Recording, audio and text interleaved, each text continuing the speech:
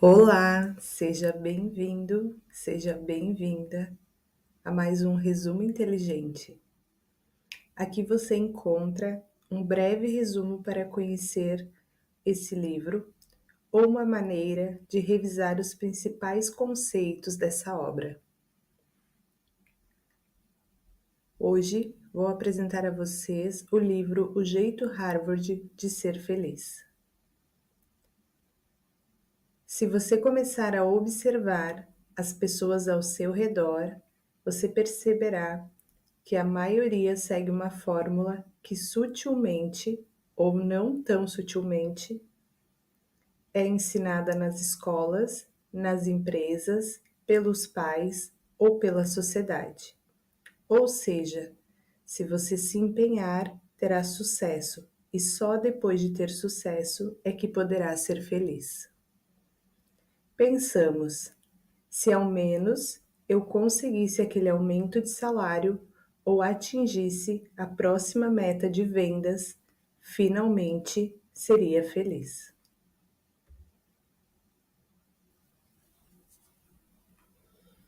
Se ao menos conseguisse mais uma boa nota, eu seria feliz. Se perdesse mais 3 quilos, seria feliz. E assim por diante, sucesso antes, felicidade depois. Capítulo 1. Os benefícios da felicidade no trabalho. Como o cérebro positivo possui uma vantagem biológica em relação ao cérebro neutro ou negativo. Esse princípio nos ensina como retreinar o cérebro para capitalizar a atitude positiva e melhorar a nossa produtividade e o desempenho. Alguns estudos concluíram que a felicidade leva ao sucesso em praticamente todos os âmbitos, inclusive no trabalho, na saúde, amizade, criatividade e energia. Esse livro traz um conjunto de ferramentas que qualquer pessoa, não importa a profissão ou área de atividade, pode utilizar para elevar cada dia o seu nível de realização. A melhor parte é que essas ferramentas podem ajudá-lo a superar obstáculos, livrar-se de maus hábitos, tornar-se mais eficiente e produtivo, beneficiar-se ao máximo das oportunidades e atingir as metas mais ambiciosas na sua vida. Ser feliz não é acreditar que não precisamos mudar, é perceber que podemos. Mudar é possível. Existem uma série de frases culturalmente impregnadas na nossa sociedade, tais como: meu destino é ser infeliz, não nasci para casar, algumas pessoas nasceram com sorte e outras não, mulheres só prestam para limpar a casa e cuidar da família, ela já nasceu atleta, por isso se deu bem na vida. É assim que pensamos na nossa cultura. São frases prontas que parecem que vêm impregnadas em nós ao nascer. Agora veja, se não tivéssemos a capacidade de promover uma mudança positiva, duradoura, um livro como esse não passaria de uma piada cruel. A crença de que somos apenas nossos genes é um dos mitos mais nocivos da cultura moderna. Essa pré-determinação popular de que as pessoas vêm ao mundo com determinado conjunto de habilidades e que elas e o cérebro delas não têm como mudar é uma falsa afirmação. Hoje, já sabemos que o nosso cérebro possui uma plasticidade estrutural, nosso potencial de crescimento intelectual e pessoal de repente passou a ser igualmente maleável. Como você vai ver ao longo desse livro, estudos têm revelado inúmeras maneiras pelas quais podemos reconfigurar o nosso cérebro para sermos mais positivos, criativos, resilientes e produtivos, e enxergar mais possibilidades no mundo. Acima de tudo, quero deixar claro que não basta simplesmente ler o livro. A mera posse do conhecimento não basta para mudar o nosso comportamento e criar uma mudança verdadeira e duradoura. É necessário foco e empenho para aplicar os princípios na prática, e só então os resultados começarão a surgir. Os 7 princípios. Princípio número 1. O benefício da felicidade. Quando estamos felizes, quando a nossa atitude e estado de espírito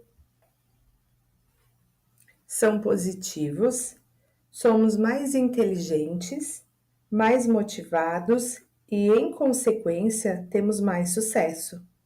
A felicidade é o centro e o sucesso é que gira em torno dela. Pesquisas recentes demonstram que a felicidade nos proporciona uma vantagem química concreta, como emoções inundam o nosso cérebro com dopamina e serotonina, substâncias químicas que não apenas fazem nos sentir bem, como também sintonizam centros de aprendizado do cérebro em um patamar mais elevado. Elas nos permitem criar e sustentar mais conexões neurais, o que, por sua vez, nos possibilita pensar com mais rapidez e criatividade. Ser mais hábeis em análises complexas e na resolução de problemas e enxergar e inventar novas maneiras de fazer as coisas. Existem várias maneiras de melhorar o nosso estado de espírito e elevar o nosso nível de felicidade ao longo do dia.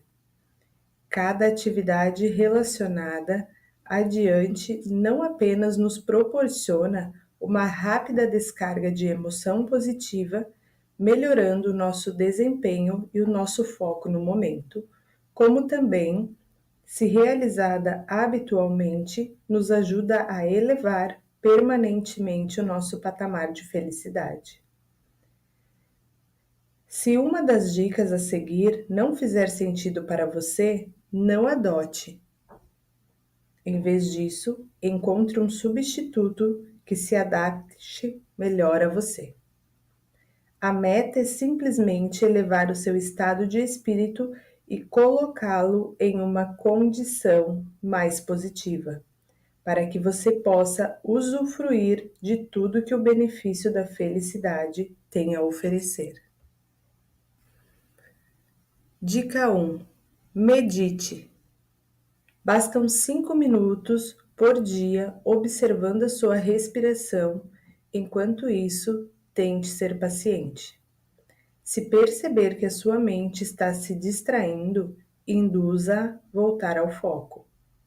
A meditação, ela requer prática, mas é uma das intervenções mais poderosas para atingir a felicidade.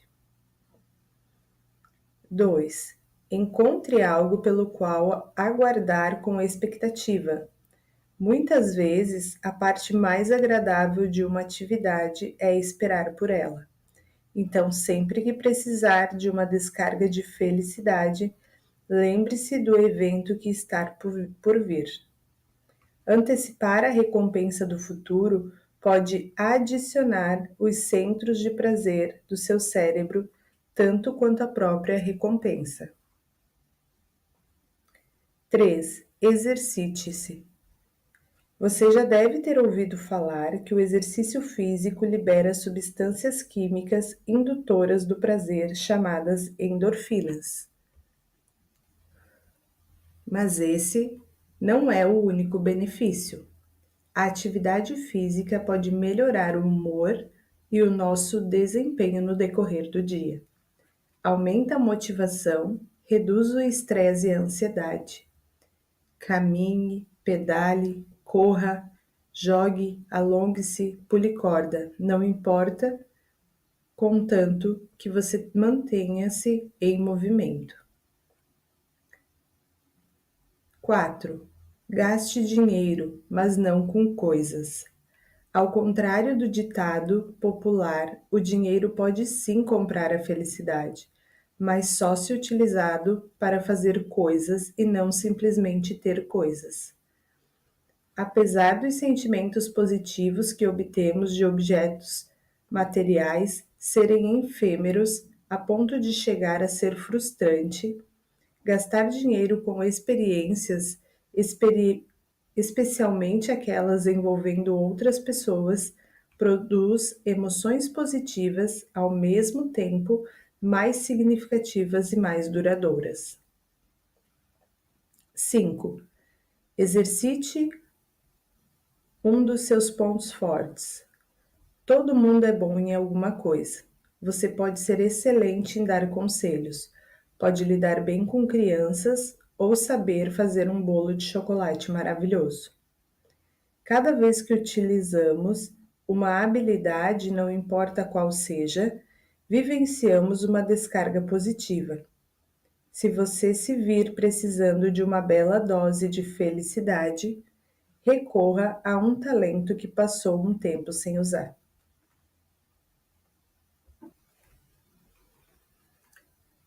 Princípio número 2: o ponto de apoio e a alavanca. Apesar de ser naturalmente não ser possível mudar a realidade só pela força de vontade, podemos usar o nosso cérebro para mudar o modo como processamos o mundo, o que, por sua vez, muda o modo como reagimos a ele. A felicidade não é uma questão de mentir para nós mesmos ou tentar tampar o sol da negatividade, mas sim ajustar o nosso cérebro para enxergar maneiras de nos elevar acima das nossas circunstâncias. O nosso poder de maximizar o nosso potencial se baseia em dois fatores. O comprimento da alavanca significa quanto poder e potencial acreditamos ter. A posição do nosso ponto de apoio, que fala sobre a atitude com a qual geramos o poder para uma mudança.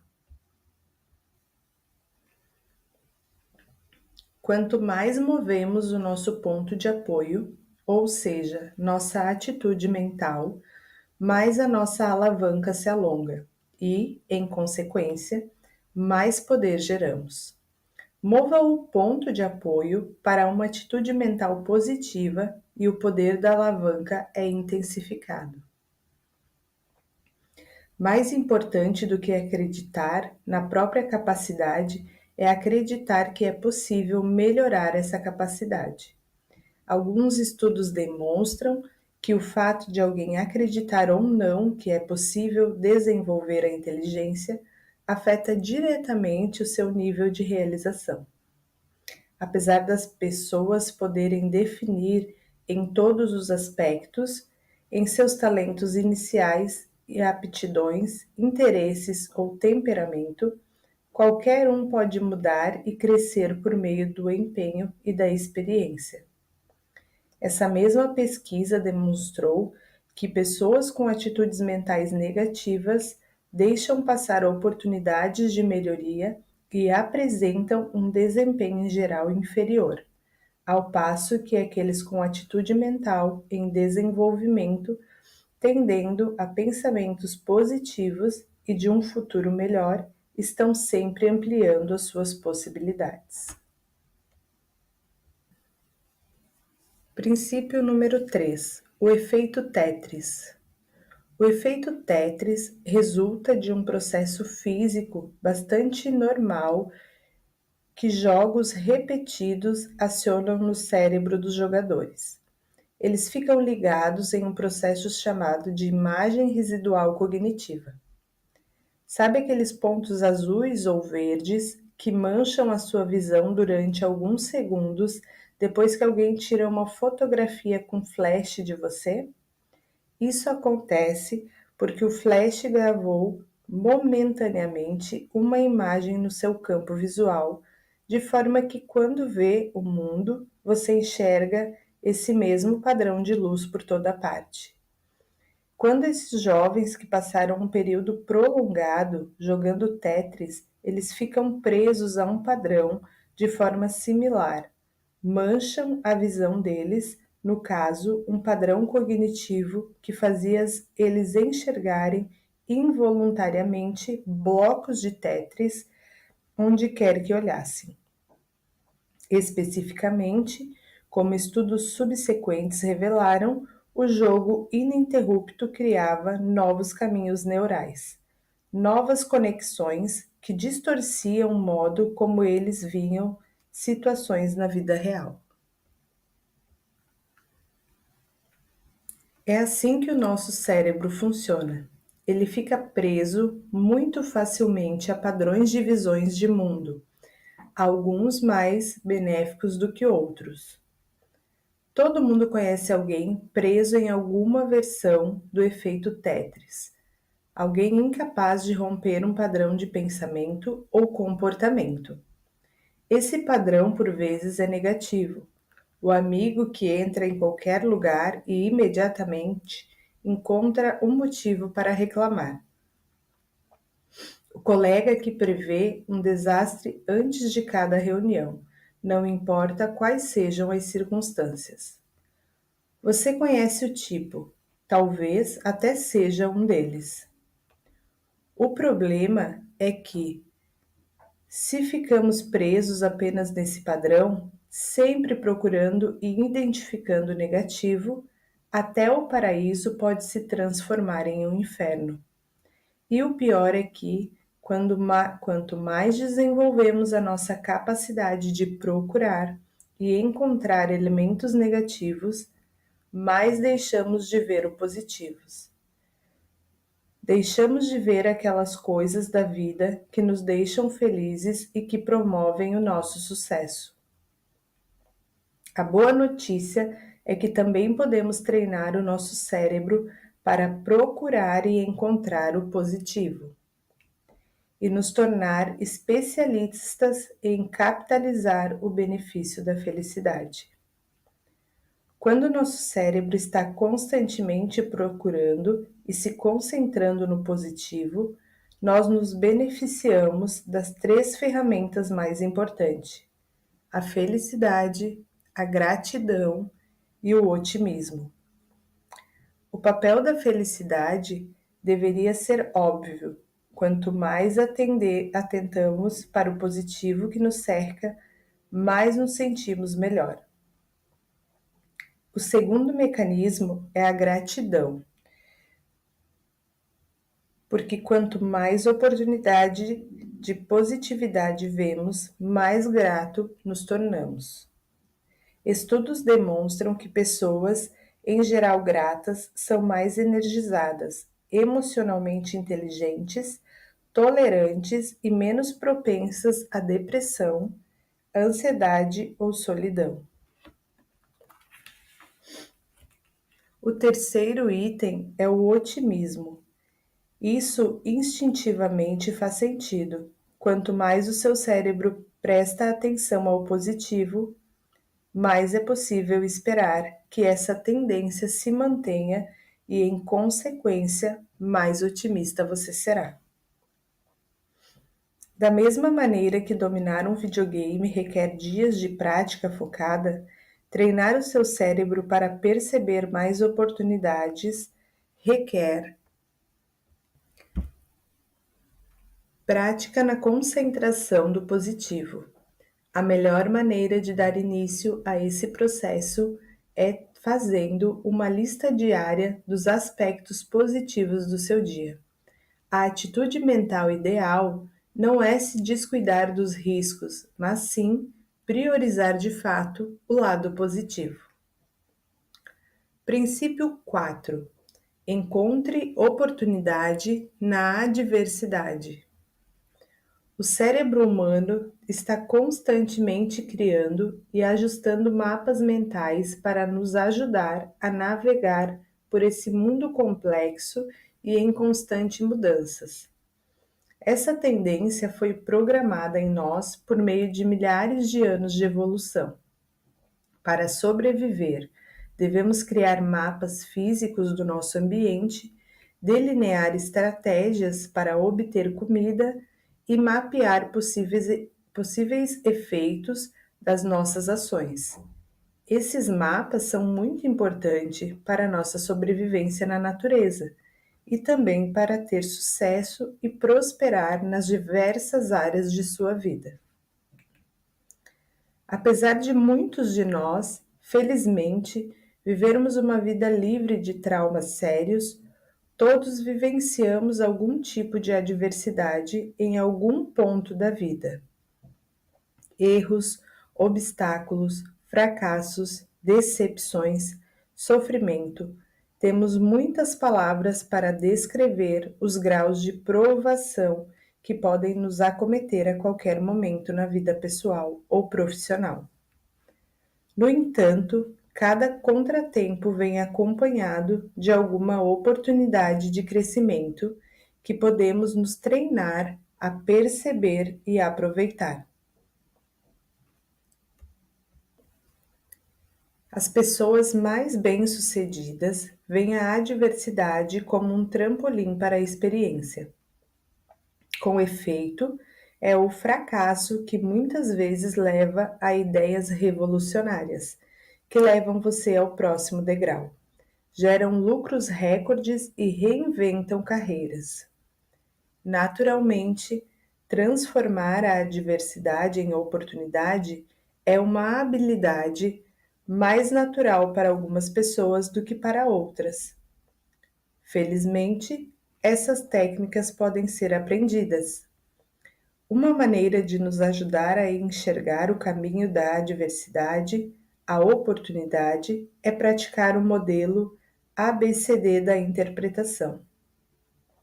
Em português, A. Adversidade, C. Crença, consequência e constatação. A adversidade é um evento que não temos como mudar. A crença é a nossa reação do evento, o motivo por que achamos que ela ocorreu e o que achamos que ela significa para o futuro. A consequência é a maneira que interpretamos a crença, podendo ela ser positiva ou negativa. A contestação diz respeito primeiro a nos convencer de que a nossa crença não passa disso, uma crença e não um fato, e depois desafiá-la. Para finalizar, tenha sempre em mente que o nosso medo das consequências é sempre pior que as consequências em si. Isso pode nos ajudar a adotar uma interpretação mais otimista dos obstáculos e contratempos que inevitavelmente enfrentamos. Princípio número 5: o círculo do zorro. Restringir o seu foco a metas pequenas e executáveis pode expandir a sua esfera de poder. O conceito do círculo do zorro é uma poderosa metáfora de como podemos atingir metas mais ambiciosas no trabalho, na carreira e na vida pessoal. Se concentrarmos os nossos esforços primeiro em metas pequenas e alcançáveis, teremos um sentimento de controle maior, que é crucial para o seu desempenho. Ao restringir o escopo dos nossos esforços primeiro e depois observar esses esforços produzirem o efeito pretendido, acumulamos os recursos, o conhecimento e a confiança necessária para expandir o círculo, conquistando aos poucos uma área cada vez maior. Sentir que estamos no controle, que somos os mestres dos nossos próprios destinos, é um dos maiores propulsores tanto do bem-estar quanto do desempenho. Pense nos seguintes termos: a melhor maneira de lavar um carro é colocar o dedão do jorro da mangueira, deixando aberta apenas uma parte da área. Por quê? Porque isso concentra a pressão na água, multiplicando a potência da mangueira. Na sua vida, o equivalente seria concentrar os seus esforços em pequenas áreas nas quais você sabe que pode fazer a diferença. Ao lidar com um pequeno desafio por vez, um círculo estreito que se expande aos poucos, podemos reaprender que as nossas ações de fato têm um efeito direto sobre os nossos resultados e que somos grande parte os mestres do nosso próprio destino. Com um locus de controle cada vez mais interno e uma confiança maior na nossa capacidade, podemos expandir ainda mais as nossas ações e o nosso foco. Princípio número 6. A regra dos 20 segundos. Ao transformar maus hábitos em bons hábitos, reduzimos os obstáculos para a mudança. Primeiramente, precisamos ter em mente que o conhecimento é apenas parte da batalha. Sem a ação, o conhecimento muitas vezes não faz diferença alguma. Para sermos excelentes, não podemos apenas pensar com excelência ou nos sentir excelentes. Precisamos agir com excelência. No entanto, a ação necessária para colocar em prática muitas vezes é a parte mais difícil do processo. A verdade é que é difícil manter hábitos positivos, por mais razoáveis que eles possam parecer. Mesmo nos sentindo comprometidos com a mudança positiva, pode parecer quase impossível mantê-la por um bom tempo.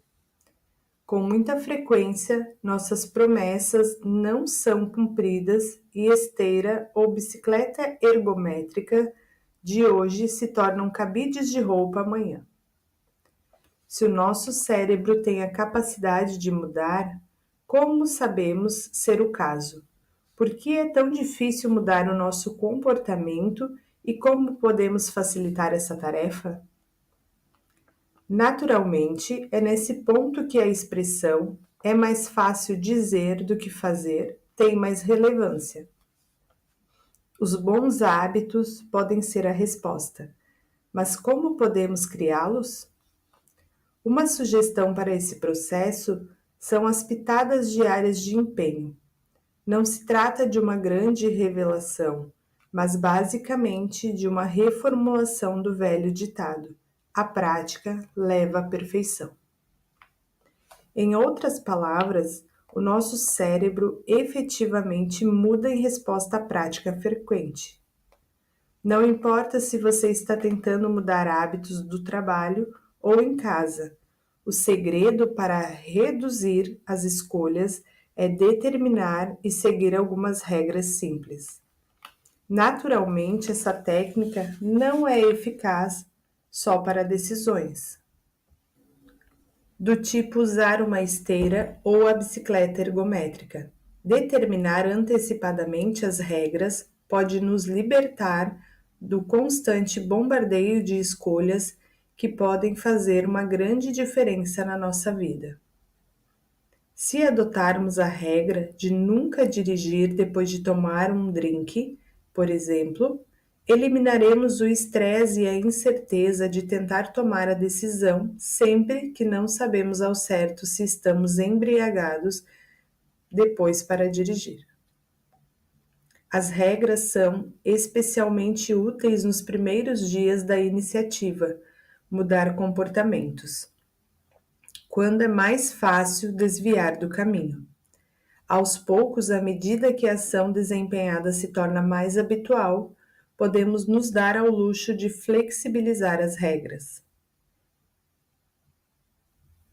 Este livro está repleto de maneiras pelas quais podemos capitalizar o benefício da felicidade.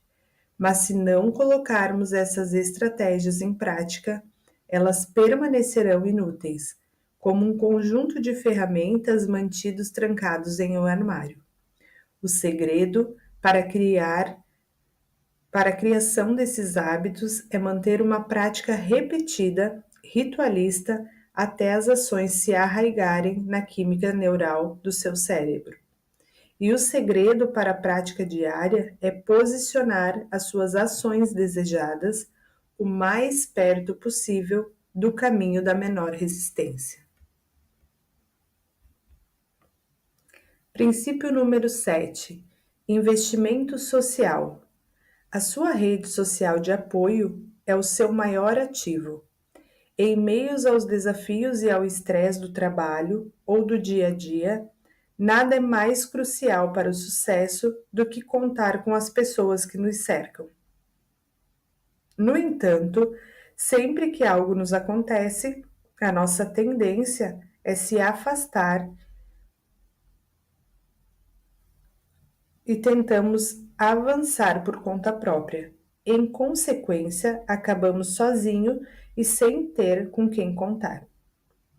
A nossa necessidade de apoio social não está só na nossa cabeça. Os psicólogos evolucionários explicam que a necessidade de afiliação e formação de vínculos sociais está literalmente programada no nosso corpo. Quando formamos um vínculo social positivo, a ocitocina, um hormônio indutor do prazer, é liberada na nossa corrente sanguínea, reduzindo imediatamente a ansiedade e melhorando a nossa concentração e foco. Os planejadores financeiros nos dizem que a maneira mais segura de engordar o portfólio de ação é nos manter reinvestindo os dividendos. E o mesmo se aplica aos nossos portfólios sociais. Precisamos investir em novos relacionamentos e precisamos nos manter reinvestindo nos nossos relacionamentos atuais. Porque quanto mais tempo as redes sociais de apoio são mantidas, mais elas se fortalecem. Todos nós sabemos que um aspecto importante de manter um vínculo social é estar presente, tanto física quanto emocionalmente, quando alguém precisa de nós. Mas novas e interessantes pesquisas sugerem que a qualidade de um relacionamento é afetada pelo modo como apoiamos as pessoas em bons momentos, mais do que em momentos difíceis. Espalhe o benefício da felicidade por toda parte. Todo esse processo começa com o seu cérebro. Os seus pensamentos e ações estão sempre remodelando os caminhos neurais do cérebro. Isso significa que quanto mais você praticar os exercícios apresentados nesse livro e quanto mais desenvolver uma atitude mental positiva, mais esses hábitos se enraizarão. E à medida que o seu cérebro domina um hábito, sua capacidade de canalizar um novo hábito aumenta. É por isso que esses princípios não funcionam isoladamente. Eu os apresentei como 7 princípios distintos, só para fins de clareza, mas, como você já deve ter notado, eles estão ligados, e usar vários deles em sintonia faz eles se potencializarem. Finalizamos aqui mais um resumo inteligente. Se você gostou desse vídeo, curte e compartilha para que mais pessoas cheguem aqui. Se quer ficar por dentro dos próximos resumos, inscreva-se no canal e você será avisado quando chegar novos conteúdos por aqui. Um grande abraço e nos vemos no próximo vídeo.